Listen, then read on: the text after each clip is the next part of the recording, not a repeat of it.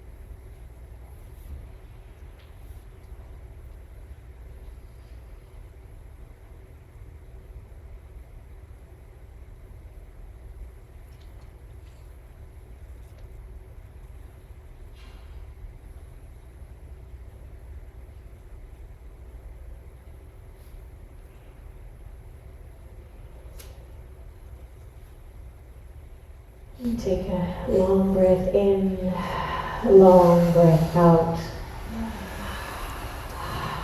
Thank you. I feel like we're cocooned in that Om. We apologize for people, hybrid folks, because we know Oms and Zoom doesn't always work together so well. So we were Oming then, by the way, online folks. My name's Saraswati, and my mic is doing something, so I'm going to move over here a little bit. I'm the owner of Yoga Kula in Berkeley, and I am so delighted to be co-hosting with the Anusara School of Yoga. Who knows about Anusara Yoga here? You're in the right place. And who's first not heard of Anusara Yoga before, or at least you're new to it? Come on, out yourself. So that's most of us have heard of Anusara Yoga. Wonderful. I wanted to introduce Suzanne Zuber, who is a beautiful Bay Area, wonderful, extraordinary yoga teacher. And we're just really happy. We've been talking about this for a long time, and it's finally we're here. And we're so excited that you guys could join us, and that you took up the call and decided, yes, this is a good use of my time. I know that we have a large group of people online, so we're excited you could come.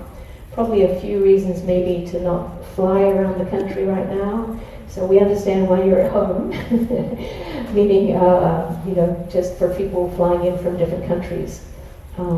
Anyway, sometimes, at this time, it's live stream can be a good option. Anyways, I just wanted to welcome you all, and to let you know too that we just have this extraordinary, wonderful group of presenters who are going to be here. Most of them you know and love, and I'm so honored they are here with us. I wanted to also just say that we've had 2 days of teacher training, pre-conference training. Who has been in the pre-conference training? It was okay? Fantastic! 0 to 10, it was what? 10, 11, 12, 20.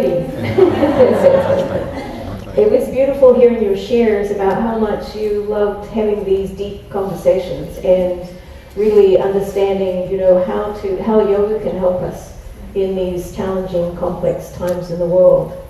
And so, so it was lovely to hear people's experiences and to hear what people want. What are they thirsty to learn? So I loved hearing from you. So I'm going to invite Suzanne, if you would like to take it from here. So I'd love to invite you to pause for a moment.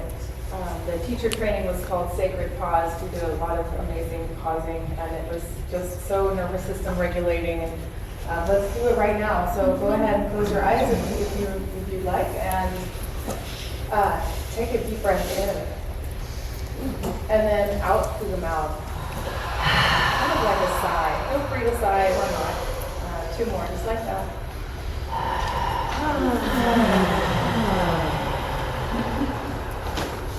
Last one.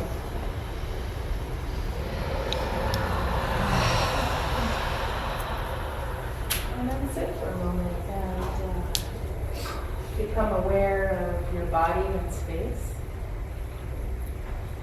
The weight of your muscles and bones on the ground. The lightness of your breath.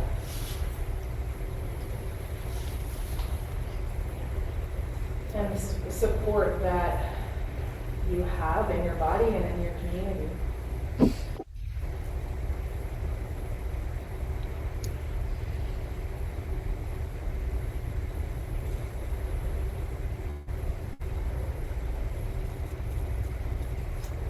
So notice what your brain was doing with this silence. Was there questions coming up? Or what's next? Or your experienced yogi, you know exactly what to do when things get silent, right? Take advantage of it. Drop in.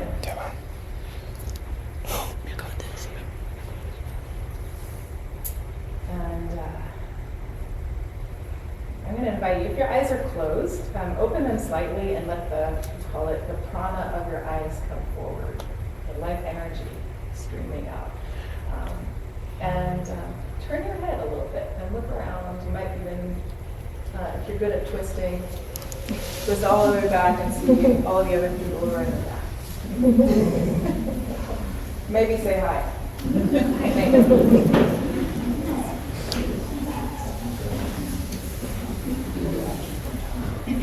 So, great group, right?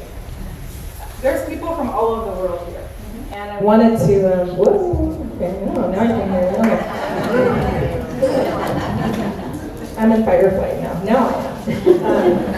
But I just want to call out some countries, and so if you're from that country, please, stand up. This is the sit-stand test, okay? So stand up with no hands. That means you'll live another 10 years. And so, if your country is called, please stand up and do a wave. Just like that. Okay? I see you. All right, here we go. Wait, what are the countries? Japan.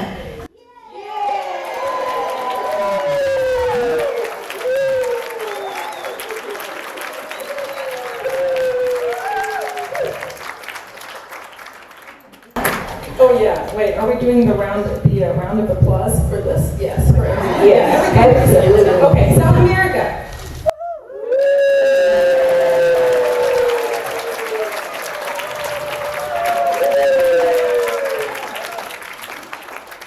Mexico.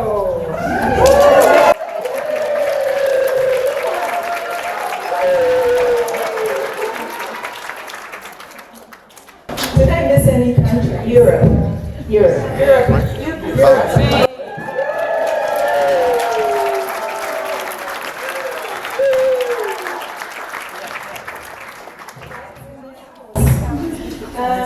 What else? Oh, we had Canada.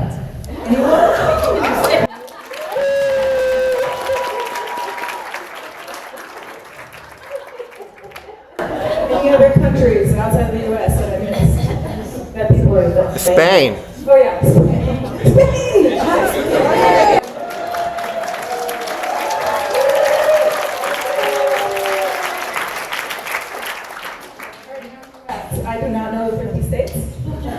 because I was raised in Germany, so that's. But East Coast.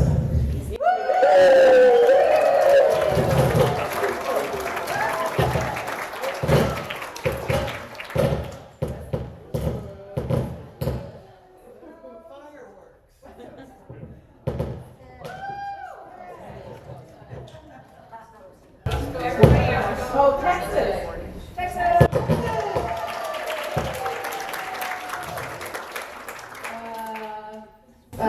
South, but not in Texas.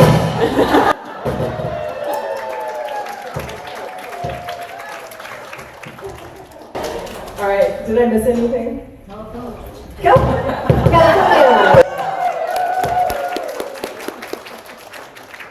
Bay Area folks. So please stay standing, Bay Area areaites, because people are going to come up to you and ask you for advice on what to do. So everyone, people are on the tag, so do check out the, and if you're not, you can write it on. So later, go get a pen and write your location so that people can come up to you and have a conversation about where you're from. That's always good, right? And again, we're inviting you heartily. Herzlich, ihr seid herzlich eingeladen. Wait, that was not Bay Area language. But we want to welcome you. We want you to feel welcome and not weird and alone. So if you're feeling like, I don't know, please go up to someone, especially, and now I'm getting into the who's Anusara, right? Yes. So there are Anusara teachers that are here to help you out. They're, from, some are from the Bay Area, others are Anusara teachers. So, okay, this is Don't move the cable.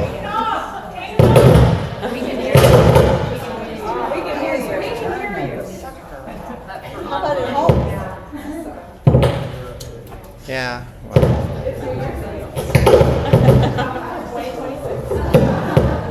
Your outdoor voice. outdoor voice. Okay. So I think we went through all the questions and everything.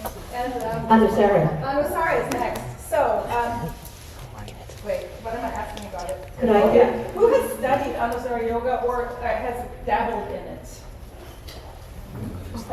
Yay! Who's completely new? You already asked this, but who's new?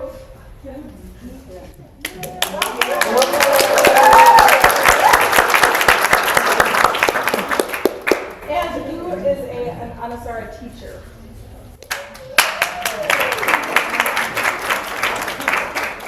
So the Anusara teachers are supposed to have polka dots. There's going to be a little Do you dot. have a dot on your check? Do you have a dot? So sometime in the afternoon, if you want to go get a little polka dot, Ayoka's going to bring them around, and you're going to put it on your name tag. It's a little dot. It's got polka dots on. It's what they had at Tyson.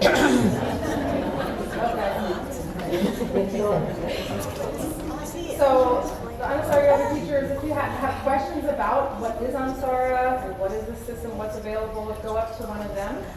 And there's also going to be a panel on Anusara Yoga and all the new programs that have been designed recently with Gianni and myself. That panel is going to be Friday.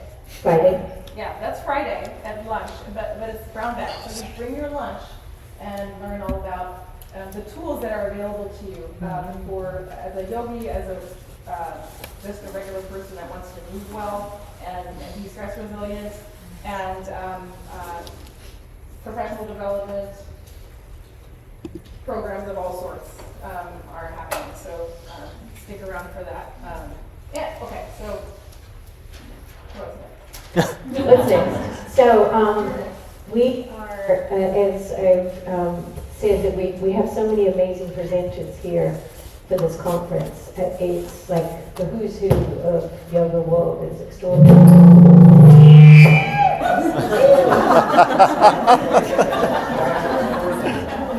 Okay.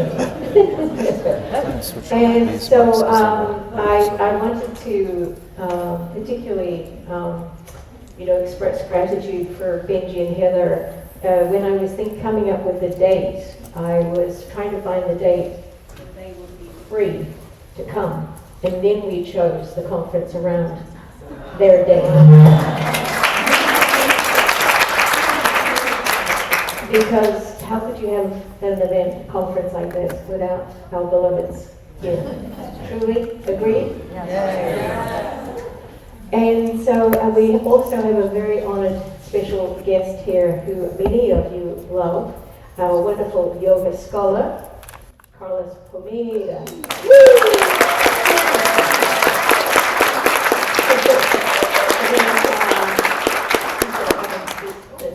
Yeah. So, Carlos, I've been lucky enough, very lucky, like many of you, to have studied with Carlos. And just the extraordinary teacher and his knowledge. And so, again, when I was planning the conference, we had conversations about what would be a great topic, what would be a great text to study during this time in the world, what would be helpful for us as yoga teachers, what do we need to immerse ourselves in, what would be a great discussion to have. And of course, Carlos had the perfect answer to study the Bhagavad Gita. And so we were going to be studying the Bhagavad Gita every morning with Carlos, 8:30 till 10. And so we're going to be weaving the teachings from the Bhagavad Gita in through the conference. And one of the teachings that Carlos said was using the expression, yoga is equanimity, how to find your balance when the world is unsteady. And so we're going to be weaving that in fact, making that a conversation that we can all have, and that bring our own wisdom, all of our wisdom together. Because I know every day, this is the conversation I'm having with students and friends, is how are you doing? And how are you coping? And what's happening with your kids? And how do you talk to your kids? How do you stay steady? We sort of got through the end of the pandemic, and then there was another complex time to get through. So we're getting very strong, aren't we? Strong sidekicks. We're having to learn a lot. And I think as yoga teachers, people come to you and to want to hear your wisdom. And I know amongst all of us, like what bright lights you all are, I know that for sure. And I remember being a very sort of young yoga student and meeting teachers and going, I want to be like that one day. So there's going to be, all the different students that we all will have contact with after being here together. So just having that sense of the radiance that what we study together will be taken back out into the world, and very necessary at this time. So I'm going to invite Carlos to talk to us about the theme and to prepare us for the wonderful journey we're going to be on together. And I'm going to, if you don't mind, give this little mic to Carlos. And come over here, Carlos. You have a mic. So, this is for the Zoom. Oh, it's not working? Okay. So we're going to put... That one's not working. Is this one working?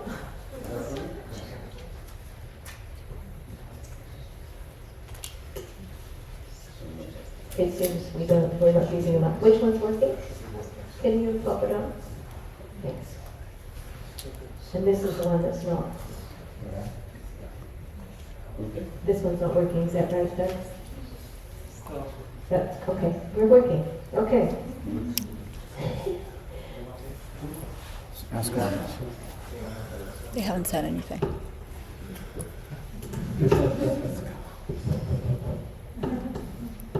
Hello, everybody. Hello. Sorry, I have my back to you.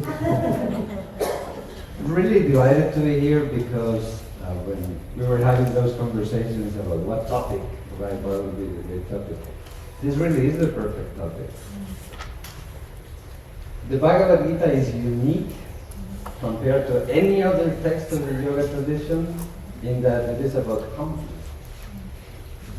Perfect. Perfect theme. I'm actually very worried that human beings, we are all too easy to manipulate. You know, we like to think, no, that happens to other people, not to me. But the more I have been studying these mechanisms, you know, from the viewpoint of psychology, the viewpoint of logical thinking and so on, the more worried I get about how vulnerable we are to manipulation.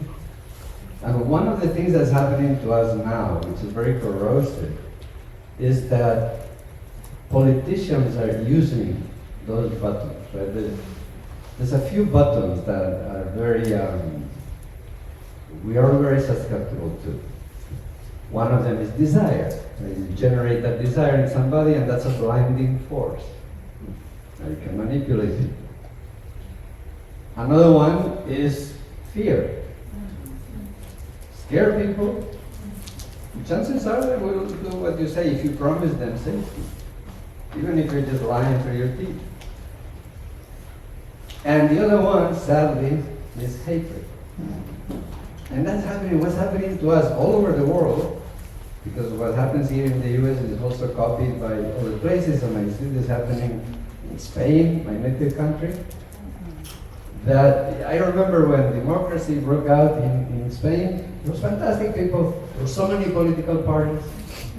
What party are you? And you know, everybody was very happy that you could be in different parties and still be friends.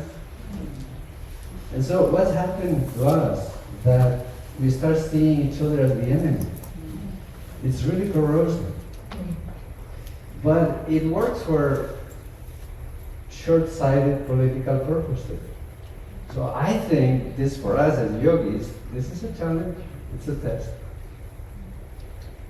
A big part of yoga is viveka, discernment. Every single tradition, every single one, will agree that this is one of the main qualities that we need on this journey of yoga. So we need to sharpen that and to be aware of our vulnerabilities so that we don't fall for it. So that's part of what we are going to be doing, you know, taking guidance from the Bhagavad Gita. How can we navigate differences? And hate is not the answer. I mean, why do we have to hate somebody just because they think differently from us? Call me naive, but I think a democracy, a system is stronger when you have a diversity of voices trying to make a good case for their preferences, for their policies, and so on. So that's not what's happening. And then we have social media, which is the big amplifier of those corrosive emotions, and which on top of that is scientifically proven addictive.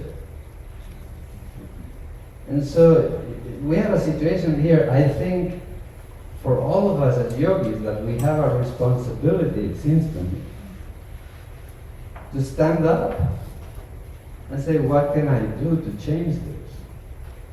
Because many people, they get disgusted with politics. I'm one of them, actually. I just engage because I think we all have a duty to engage. Because if we don't, and that's one of the lessons of the Bhagavad Gita, then we're part of the problem. We will see in the Gita, Arjuna says, I'm not fighting, this sucks, this situation sucks. And he was right. Sounds familiar? But the lesson is actually you have to fight. So we'll navigate through that together, but I hopefully feel that, you know, whatever is somebody's politics, that's okay, it should be okay always. That we can find, in other words, a great sage of Liverpool who said, all you need is love. And really, it's not a romantic idea. I think it's necessary for survival. So for me, approaching these teachings is really approaching a committed yoga.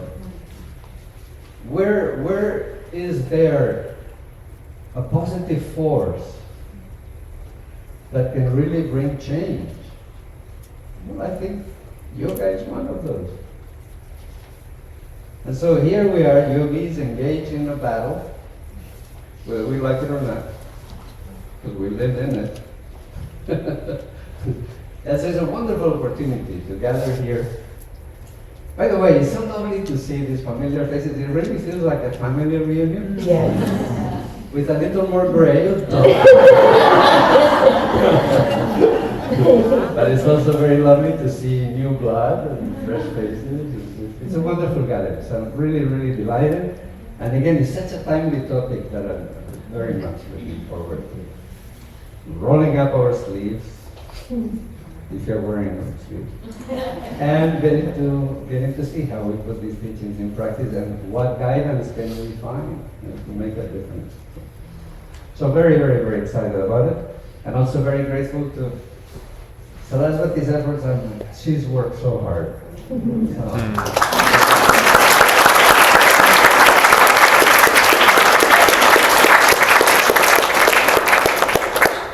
Organizing an event like that is no easy feat, so big thank you. But do you want me to talk about the intro? Yes, please. Also? Because we're going to do invocation, you know, we have to start on the right note. Not only musically, but also in terms of the tone, the inner tone, right? Now, Saraswati asked me, where does this verse come from? Because it's now called the Anusara Invocation.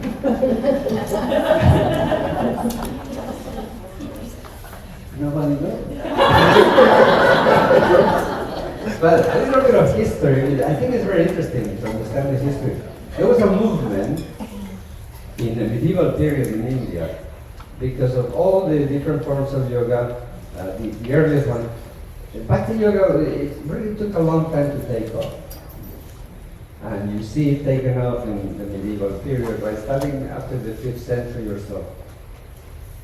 And within that big movement of devotion, the yoga of devotion, we'll talk a little bit more about that now in the satsang. But within that, there's a phenomenon which is called Guru Yoga. And you know, these days I think the tradition of the Guru perhaps hasn't traveled that well in the modern world. But if you have the fortune, the great fortune of meeting somebody who's in a state of full self-awareness, in a state of enlightenment, then that is the easiest way to relate to the highest. And so that's what happens. That's where Guru Yoga comes from, right? Because one of the developments that we see in Bhakti is how do we relate to something that is impersonal, that is transcendental, it's formless. You can't really have a conversation with the formless. I love the way you never answer. So this is one of the topics in the Bhagavad Gita. It's one of the questions, like, which one should I follow? Should I follow the formless or the form? And the answer Krishna gives is, well, for us, embodied beings, it's easier to have a form to focus on. So that's also where Guru Yoga comes in, right? Again, if you have a teacher or somebody who's enlightened, then that person for you can become the first, the embodiment of it. So that's what's behind the verse. And so it begins with Om Namah Shivaya.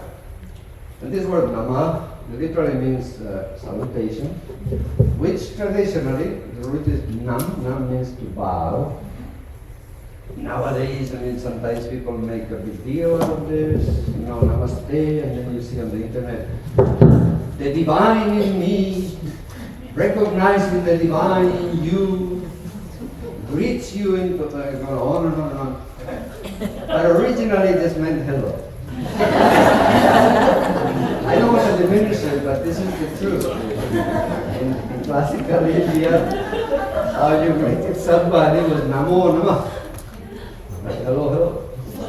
It's salutations. It's like in Japan, right? You bow. It's just a way of greeting each other, honoring each other. So, in that sense, that is like the literal meaning is that, it's a salutation. Of course, there's a deeper meaning, right? Because when we bow down, we could be expressing a lot. For one thing, humility. in the context of devotion, that's the quality, surrender. So when we offer a salutation, we can also have a deeper meaning, deeper understanding, and deeper feeling.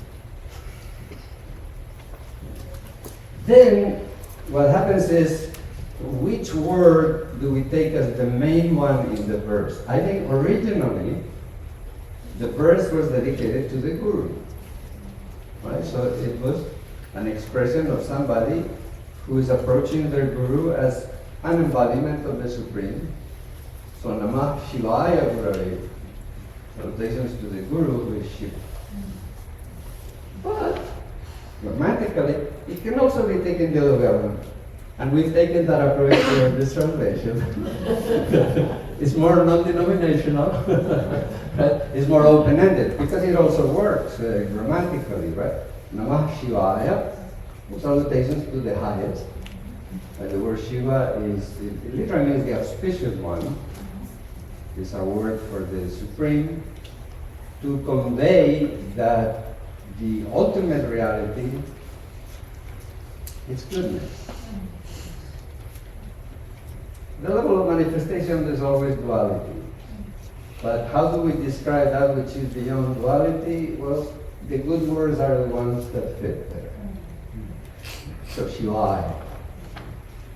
Salutations to that Supreme Reality that is auspicious. And that Supreme Reality is the Guru. And if we translate it this other way, it's deeply meaningful. Because often we talk about, the Guru. In Tantra, the Guru is a principle, Guru Tattva. It's actually one of the functions of consciousness itself.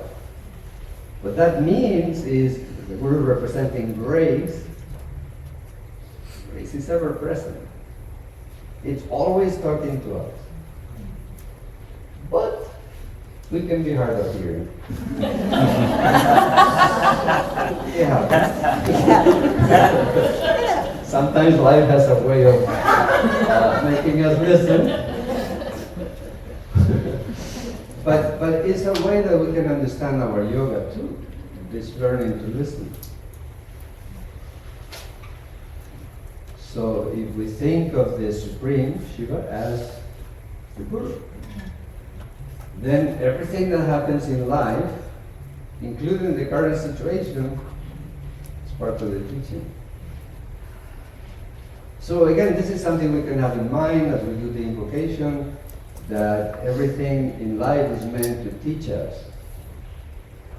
If we accept what is the common belief shared by all traditions, that we are here in a journey of evolution, and there's no other way. Everything that is happening is leading us, whether we realize it or not, in the same direction, because there's only one direction to go ultimately. So that is the deeper meaning behind this invocation, right? That this Guru is everywhere. This principle is everywhere. So really, it's so interesting. I mean, we could do a whole session on this, because it means that we don't really need more teachings. What we need is more listening. It's a whole other thing to explore and contemplate. And so the rest of the words of the mantra are adjectives describing that Supreme Reality.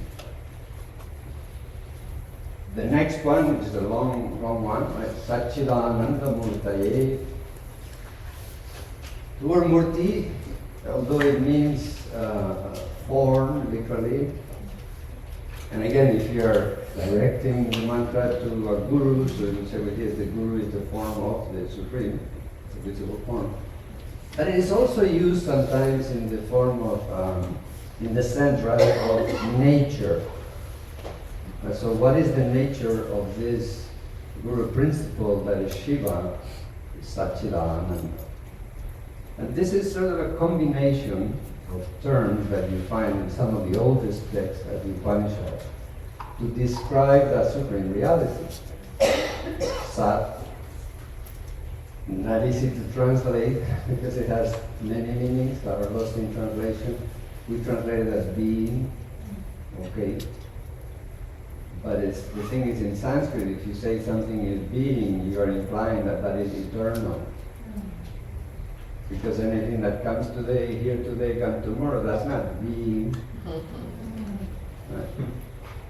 So the implication of saying this nature of supreme consciousness, your being, is it transcends time. And at the same time, this being that is the ground of everything is not just sitting there, it's conscious. Your consciousness. That's a whole other contemplation as well, right? Consciousness without content. Infinite.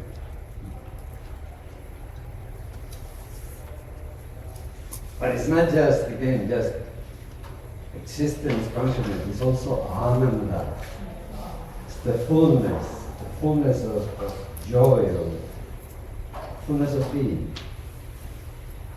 So again, as we recite the invocation, we can be focusing on that deeper meaning because that is our true nature.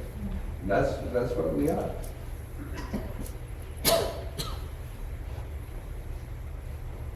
Then there's a word that is a little bit tricky to translate, which is nishprapanchaya.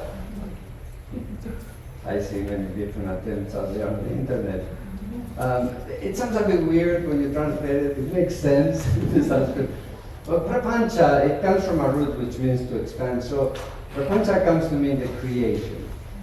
So literally the word nishprapancha means that which is without creation. So what does that mean? It means that it's transcendental. That is beyond anything that you can see. That's all. So, I mean, but it's a lot, of course. But the implication being that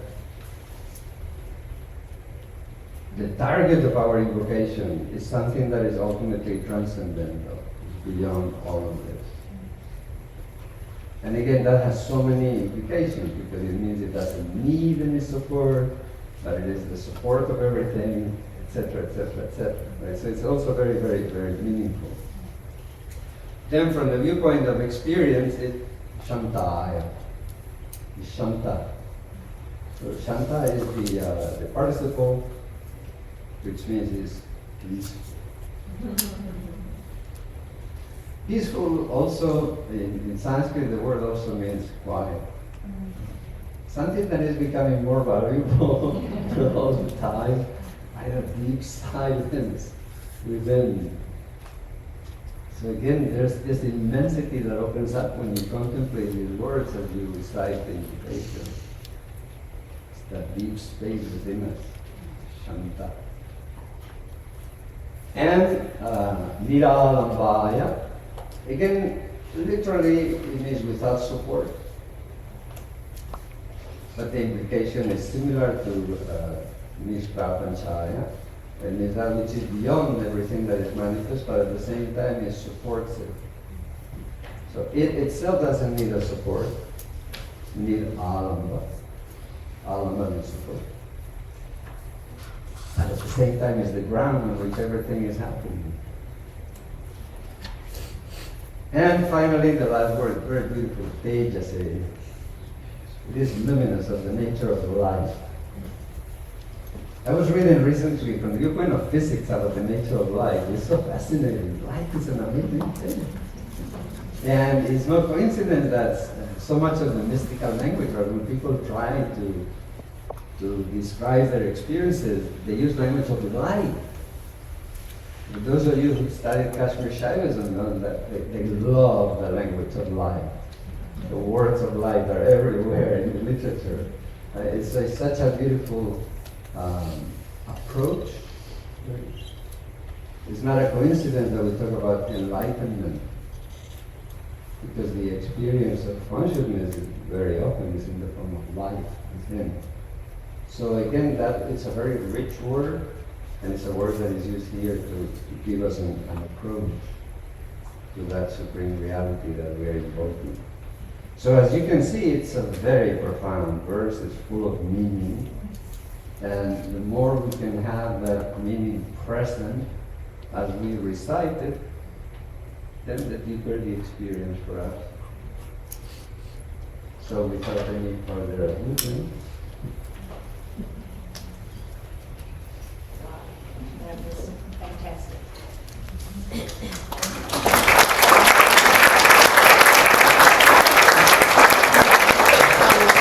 Thank you so much. Wow. I'd like to be sit for the rest of the afternoon and take that in. Wow, that was beautiful. Thank you so much. What an extraordinary teacher you are. Thank you. So profound, so extraordinary. Especially those of us who teach Anusara Yoga, we're familiar with this invocation. And there's just so much to really understand and to integrate. It takes a lifetime. So thank you. We are going to now chant the invocation now that we've heard a lot about it. And so our beloved musicians are going to be leading us. Does everyone have a card if you're not familiar? There are cards around, and we will chant the invocation together. And for those who are online, if you know the chant, please join in. And if you're here for the first time, you just want to listen, you're welcome to do that too. So we will chant Om 3 times, we'll chant the invocation 3 times, and then we'll finish with 3 Oms. See if that helps the volume. Oms, For the 3 online. invocations, Oh, 3 have it on Oms. USB.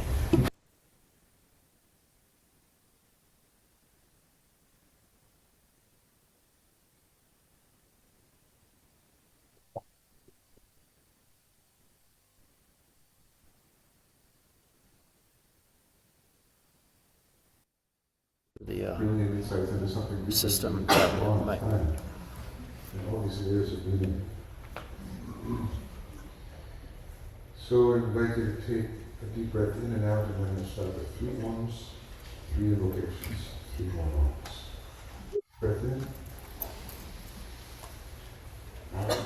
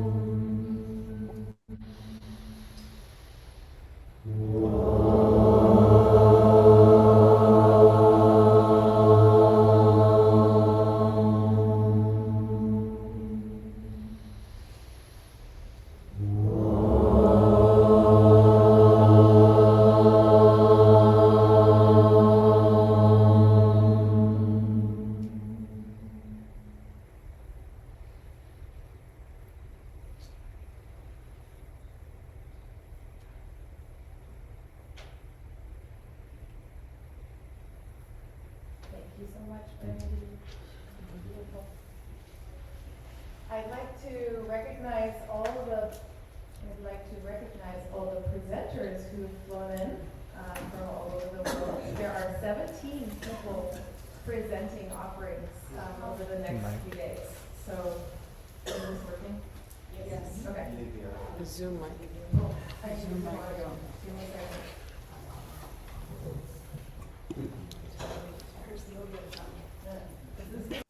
Do a round of applause. Okay? So, let me put my glasses on. I will try. Just the eyes.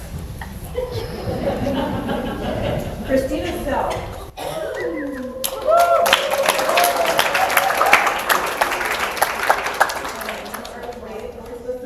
Please wait with your round of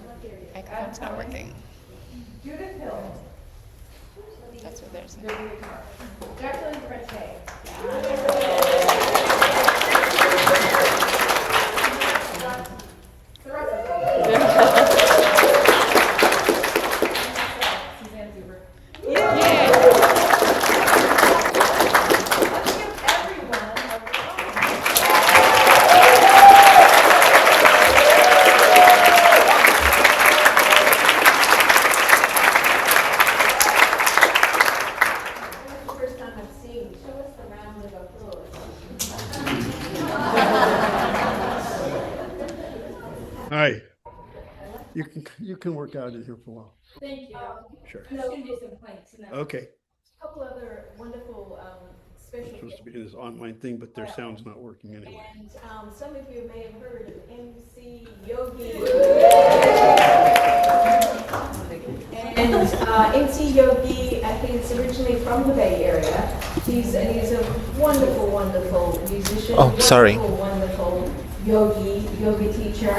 And he is going to be here on Friday night. And so we're going to have a yoga class with him. And who knows MC Yogi? Yeah, you think it's okay? Yeah. He's extraordinary. And then he has a concert after the class. So that will happen on Friday night. And we will have other folks joining us. So we'll be nicely cooked and we'll be so full of welcome and love. And they'll be coming to dance and to, you can't not dance when MC Yogi is singing. It's just extraordinary. So we have that sort of in the middle and crest of our conference. And then we have our beautiful musicians, Shantala concert, which is happening on the Saturday night.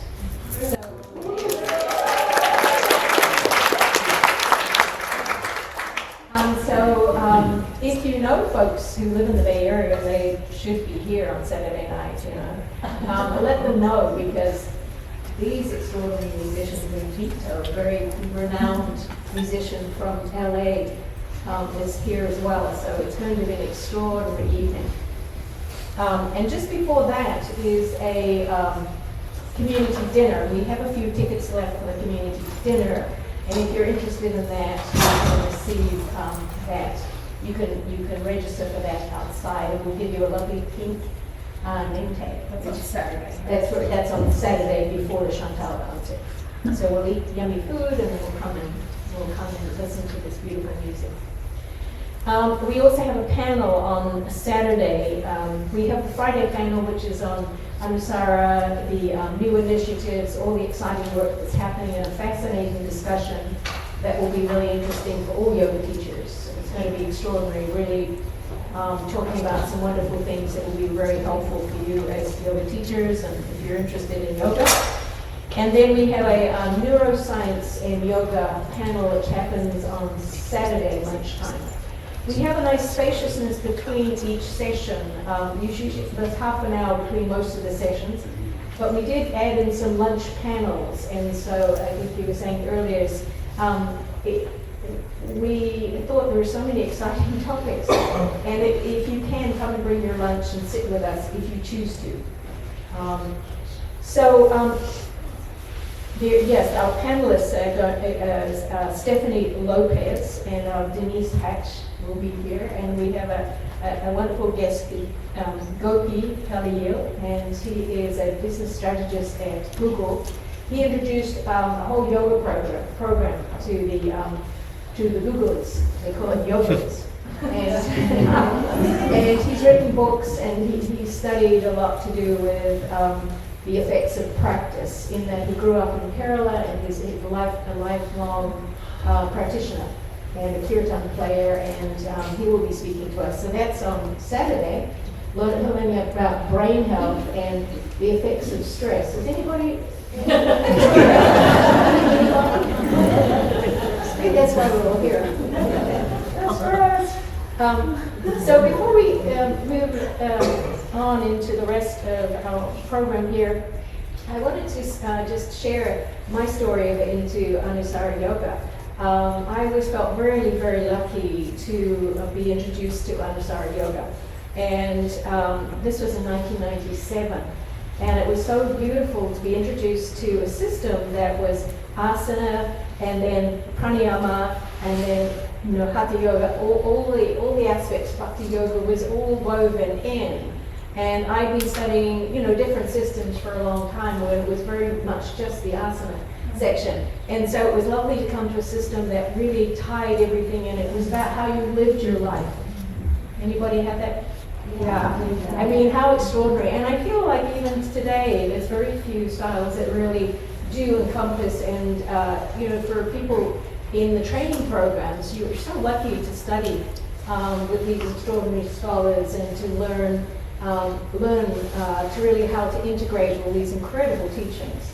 So that really was extraordinary when I first was introduced to that. And during that time, I got to meet the founder, John Friend, who created this wonderful system. And I'm always amazed, like, the creativity of someone to come up with a system that works so beautifully and integrated so much. So very, very, always very grateful for the system and for the work that John, Friend, put in to create this extraordinary system. And at that time, I was studying. My main teachers were Jim and Ruthie, beloved teachers who I just adore, and I got to study with them for years and years. And then when I moved out to the Bay Area, I said to them, I'm starting up a yoga studio. I'm going to call it Yoga Kula. I need you to come. I need you to move from New York. I need you to come. And Ruthie said, hang on a minute, I want to come, so I'm going to talk Jimmy into it.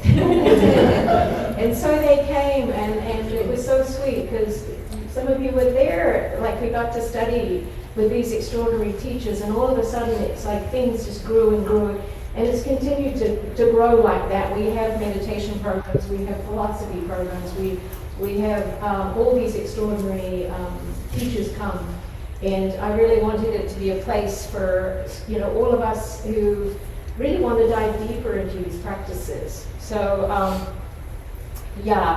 so we, over the years, it's been fun to see Anusara continue to evolve. And anytime I travel, like I go to Europe, who are the Anusara teachers I can meet up there? And I got to Barcelona. It was a couple of years ago. We had the coordinators of the Barcelona. They're looking at me and going, I'm glad it's you this time. They worked so hard to, and I got invited there as a teacher, which was such an honor. And while I was there, I had such an extraordinary time. I would sit at the tables, and there's the person from Egypt, there's the person from Saudi Arabia, and they all love Anusara Yoga. And I was like, oh my gosh. And I came back and I said, I've been at the conference of the kindest people, like such kind people from all these different countries. And I said to the organizers, Leticia, I said, please, can we do this in San Francisco? And she got together a committee, and Gianni and a few of us artists here. We got this wonderful committee together, Andres and Sarah Powell, and we got a committee together, and we started every week for the last 2 years, early in the morning for me.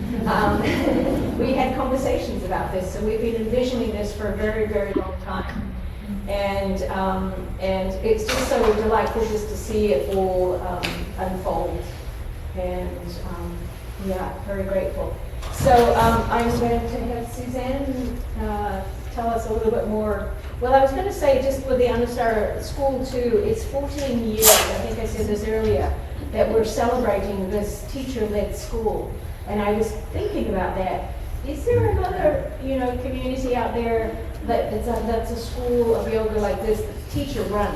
Like when they have their meetings, it's the Ecuador, it's Austria, like all the meetings are global. It's like the UN. Like there's this extraordinary to see, and every day you get a little WhatsApp text and it says, oh, this is happening in Germany, this is happening in China, this is happening and it's really extraordinary. This has just continued to grow and expand, and anytime I meet Anusara teachers around the world, they have the same experience that we had. It's an extraordinary system, and just a lot of grace, and I feel so grateful, to have had that. It's a non-profit organization, and it's taught in more than 45 different countries around the world. Who knew? I didn't. And yeah, so. Yeah, it's even they translate, the manual is translated into different languages. Jayendra's been organizing all the beautiful manuals for years in the Anusara. Very grateful to you. Yeah. And I know we have some of our board members back here too. Can we have a raise of hand of our board members? Yes, wonderful. Thank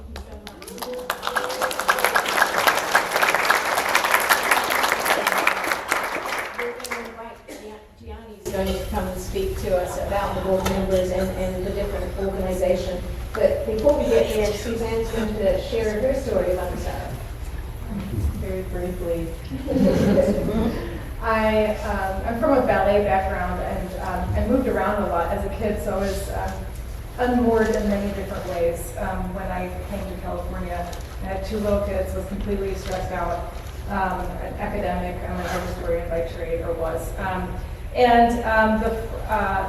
I had practiced yoga before, but I just got hurt. It was a different style, and I didn't know what I was doing, and I'm not going to go into that. But I was like, I don't think yoga's for me. I found this, and my new neighbor said, oh, there's a great yoga studio, really high quality, that you should try out. And as This mic should be working. Eventually I went there, and the first class, something was very, very different. I was like, what? So for the Anusara yogis, it was a muscular energy class. As a hyper-flexible dancing flowing yoga, that was just what I needed. And it was, the thing that actually made the difference is that the strength that was cultivated was not brittle. It was juicy. And it went deeper than just the muscles and bones. So like there was mind stuff that needed to happen for me big time. So different levels. I didn't understand the connection, my mind-body connection. I was raised in Christianity, and it was separate. You prayed and then you did other things, but you didn't do these together. Anyway, so I was like, wow, I feel so great now. Anyway, 16 years later, I trained thousands of hours, and I have my own programs, and I love what I'm doing, and I've specialized in anatomy, functional movement, strength coaching. So I do a lot of that and Anusara principles are just so brilliant. It just works together so well. From a nerdy standpoint, there's this kinesiology. I mean, everything is connected, also, gate-wise, and so you don't really look at anything in isolation. And the loops are you're not just activating one thing, but the other side of the body. And so, as you can see, I'm lighting up way too much with this. So, fellow anatomy yogis, nerds, let's party together. But I think the last thing I'm going to say is what works so well about this combination of biomechanics, anatomy, and all the spiritual teachings is that it is an amazing tool for stress resilience, which is really, that would be the prime reason why anyone would want to do this, right? So if you're stressed in any way, if you've been injured and you've lost hope, this is the kind of training you need, and immersion. A big part is also the community, because there are plenty of disciplines where there's some of that, but then there's a lot of harshness and judgment, and like ballet, you can't do 5 pirouettes, out, so it's just perfect combination of discipline and kindness here, which so.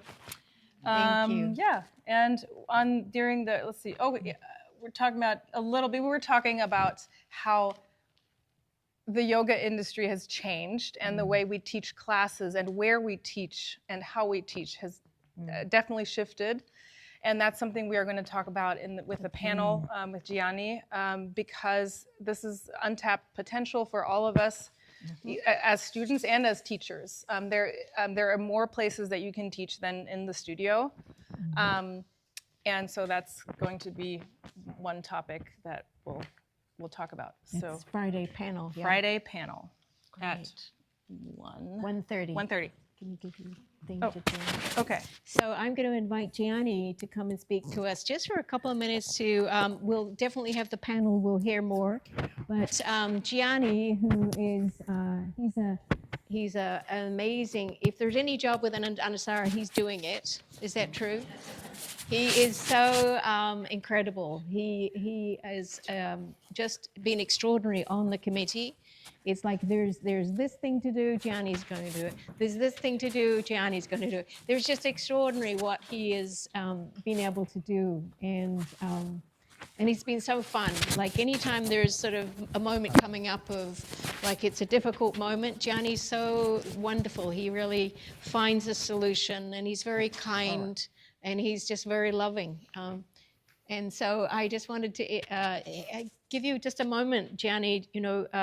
He is he's a director of professional development and operations at Anusara Yoga. So we're very grateful to you, Gianni.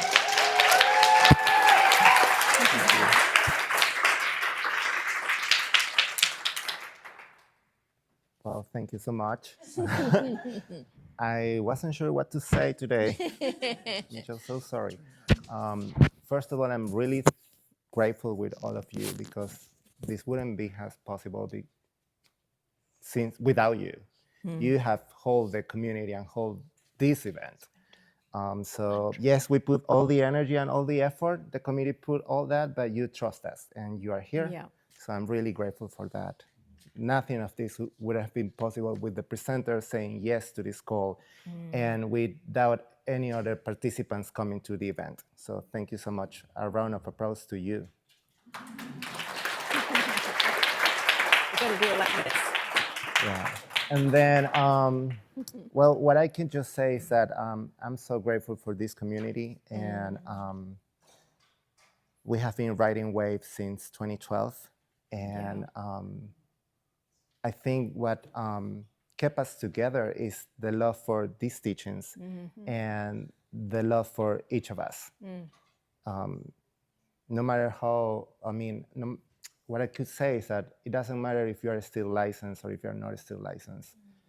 People are coming and going, and we are holding these teachings and this space for everyone who wants to be inspired, for everyone who wants to get deeper in their own human potential, and for everyone who wants to just share some time in community. So that's what I think it's the most valuable gift that is Anusara Yoga to the world. So yeah. And then as an organization, I would say that we have a lot of volunteers committed and a lot of people committed to hold the space for everyone. So that's it. Yeah. Thank you. Thank you, Gianni, for years and years and years and years. He has been right there supporting. This is one of the reasons we're all here is because of Gianni. So what a great, wonderful support. Oh, yeah, little microphones. So Benjy, I would love you to, we thought, let's start. We've got the invocation, and then, of course, we're beginning our time together that we would chant the Ganesh mantras. And so... Yes. Yes. We have a slightly different plan. Oh, tell us. Benjy is going to do an invocation to Ganesha. Oh, that's what he's going to do. Please. Although I think it might be good to briefly review the mantra so when you hear it, you can feel its essence. And I'm a little shy in the presence of such a great scholar as Carlos to talk about mantra in depth, but I'll try to share a little bit about this. Of course, Ganesha is frequently called upon at the beginning of any device and this time together. And I feel like I want to reflect also with so many of these elements that might feel chaotic and disjointed and difficult in the world. When we gather together with this intention and life like this, I think the way I would say it might even be for a moment to go into the Japanese. Kimochi ga ii desu ne. It really feels good, doesn't it? Huh? It's such a sweet feeling to hold inside our hearts. And when we begin this mantra, this is the Ganesha Gayatri mantra. The first line, Tat Purushaya Vidmahe. Part of that is this, can we come to know the divine essence that suffuses all things, to expand it a bit, and also to move for a moment into an ecumenical direction, this idea of the inner light that comes in Quakerism, for example. May we come to know our own essence as the true divine. Vakratundaya Dhimahi. May we contemplate that one whose trunk is twisted. And in many cases it feels like that twisted trunk is a metaphor for, among other things, the times we're finding ourselves in. There are all these twists in terms of life. You've probably heard that many, many times. So let's contemplate that. But this is the one who uses that same twisted trunk to remove obstacles from our pursuits, from our path. Tanudanti prachodayat. May that one with the single tusk illuminate our minds and our hearts.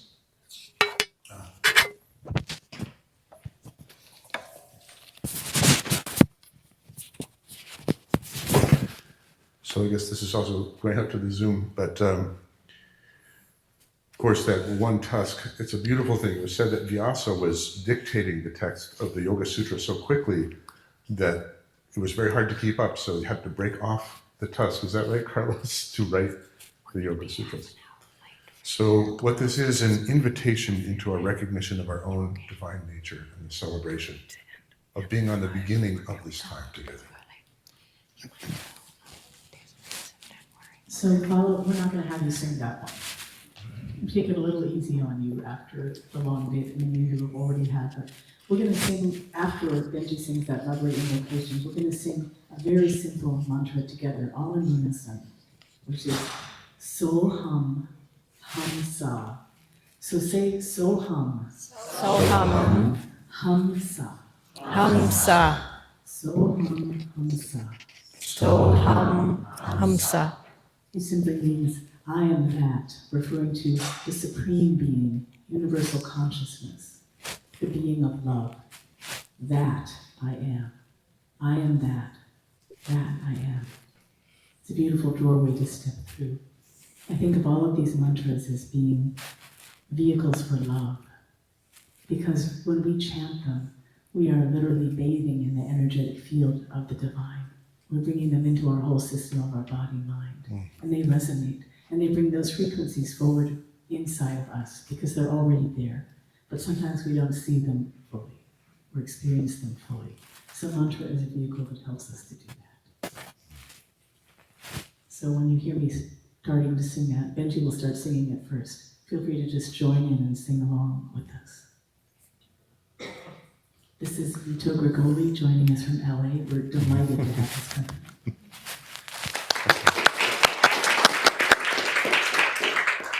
And because this is part of my yoga practice, I'm going to take just a moment to make sure that at least a few of my strings are in tune before I start. Oh.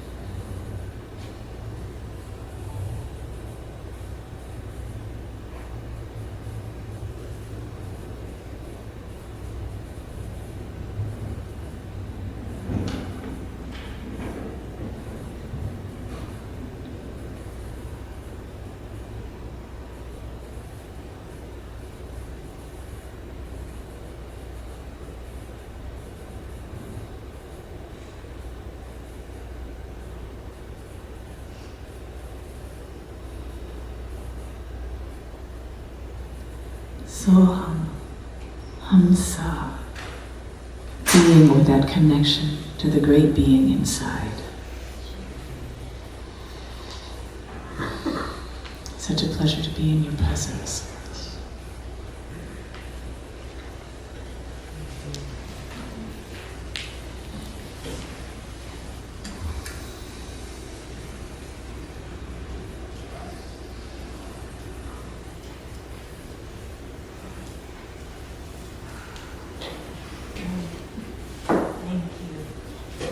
be in meditation for the rest of the afternoon. I know some of you have traveled a long way, so please do take care of yourselves. We'll talk a little bit more after class, but we are going to practice together. We're going to take just a little break while we set up. You can set up your yoga mats, and we have our wonderful teachers, Noah Mazet, Desiree Bambar, and Suzanne Zuber, who are going to be teaching us.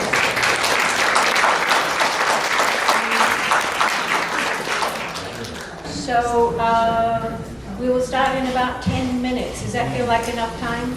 We'll set up yoga mats and let me know if you have any other questions. Thank you, everyone. Thank you, beautiful musicians.